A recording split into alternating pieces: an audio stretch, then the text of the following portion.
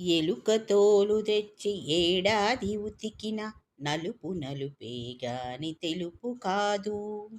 కొయ్య బొమ్మ తెచ్చి కొట్టినా పలుకున విశ్వధాభిరామ వినురవేమ.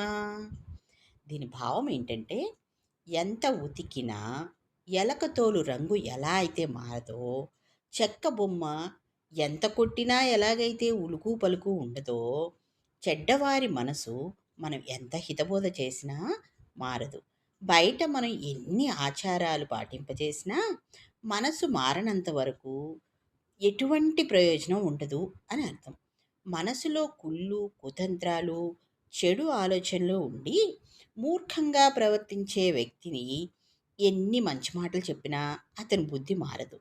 బాహ్యంగా ఎన్ని ఆచారాలు పాటింపజేసినా మనసు మారనంత వరకు ఏ ప్రయోజనం ఉండదు. వస్తువు యొక్క సహజ గుణం ఎలా అయితే మారదో, చెడ్డవాడి మనసు మనం ఎట్టి పరిస్థితిలోనూ మార్చలేం. కాబట్టి మన యొక్క శ్రమ ఓ చెడ్డవాడి మీద వృధా చేయకూడదు అని మనకి వేమన ఈ పద్యం ద్వారా తెలియజేస్తున్నాడు.